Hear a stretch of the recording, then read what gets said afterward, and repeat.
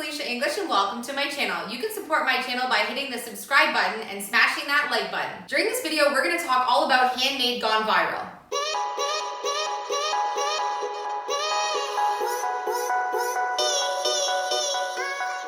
You may have noticed that there's everyone and anyone is making handmade items. Everyone wants to make some extra money and maybe not work a 9 to 5.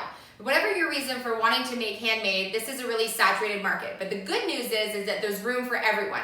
During this video, I'm going to tell you some tips on how you can succeed in a saturated market. The first thing you want to do is know your own strengths. You want to know what you're good at, something that you're good at that you can showcase to the world. You also want to choose something that you're passionate about. You're going to be making a lot of something, so you want to make sure that it's something you're really going to enjoy doing. Now that you've decided what you're good at that you're going to make for your product, you want to be able to look at what niche category you're going to fall under. If you're going to fall under, say, the wood sign niche, you want to look for a hole in that market that you can target into your audience. You always want to be thinking outside of the box in your niche, but still staying in the category of your niche. Now you have your products to showcase what you're good at, you have the niche that you're going to fall under. Now you need to take some amazing photos of these great creations that you've made. Great photos are going to set you above the crowd. Attention to detail is key here. You're going to show all of the special things about your products without actually showing the people a tangible product. You don't need an expensive camera to do this. You just need to pay attention to the small things like lighting, staging products, and showing them how they can be used in real life application. I use my iPhone to take all the photos for my handmade business, as well as filming all of my YouTube videos. You don't need an expensive camera, you just need to pay attention to all of the small details. Now that you have great photos to show the world, you need to pick a platform that you're going to showcase your work on.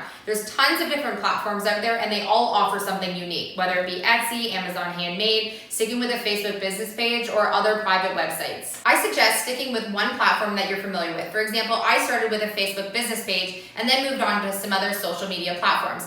Stick and put all of your energy into your first one till you get a little bit of an audience, and then you can grow into further socials. Picking your platform will actually help you stand out above the crowd when you think of what strengths you already currently have. Maybe you're really great at taking photos and you want to choose Instagram to showcase your products. Maybe you like to write and you're really good at setting in blogs, so you want to use Facebook and a private blog. Or maybe you are really great in front of the camera and you want to use your YouTube channel. Now you have a platform chosen, and now it's time to tell your story and showcase your products. So you're going to take your awesome photos and the story behind your business, and you're going to start your very first post. You want to make sure that these are actually very specific to your business to show people who you are and what you're all about. For example, my very first post on my Facebook business page, which is the platform I chose to start on 3 years ago, was that I told a cute little story about how my business got started. My other tip is that you need to always plan ahead and know your calendar. You want to know what's coming up a couple of months down the road for holidays and seasons and special events, so that you can have products ready and launched well ahead of time. If you can beat the masses in putting things out for that timeline, you're going to set yourself way above the crowd. But some people like to plan early when they're shopping, and they're going to order from you first if you have your products available before anyone else. Once you get started on a little bit of traffic on the platform that you've chosen, you're going to start to learn who your customer is. You also want to think about who you want your customer to be if the customers you're getting are maybe not who you thought you'd get. So you want to really focus on what you think that those people are looking for in your niche. The other tip that I have about launching your products to stand out above the crowd is that you want to showcase the quality of your items, not necessarily quantity.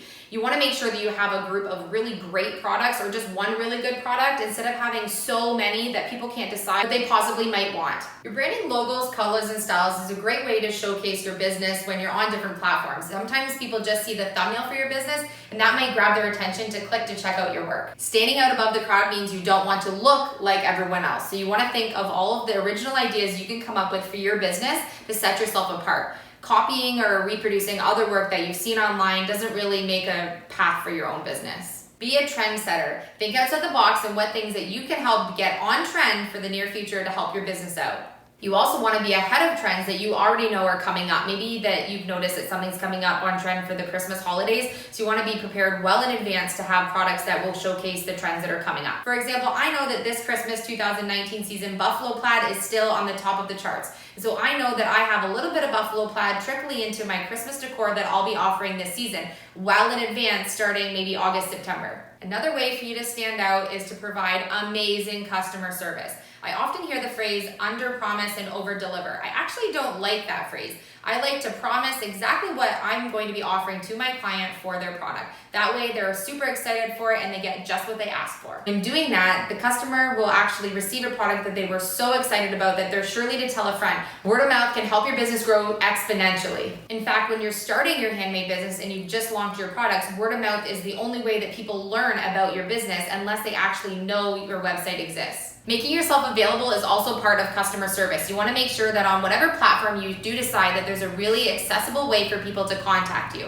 This is important because people will message you to order something, and if you don't reply very quickly, they're going to jump to the next person they think they can get that product from. I hope this video inspired you to try some of these strategies for your own handmade business. Don't forget, there's room for everyone. If you have any other tips that you want to share, leave them in the comment section down below so others can read along. You can support my channel by clicking that subscribe button because you don't want to miss what videos I have coming up next. Thanks for watching, and we'll see you on the next video.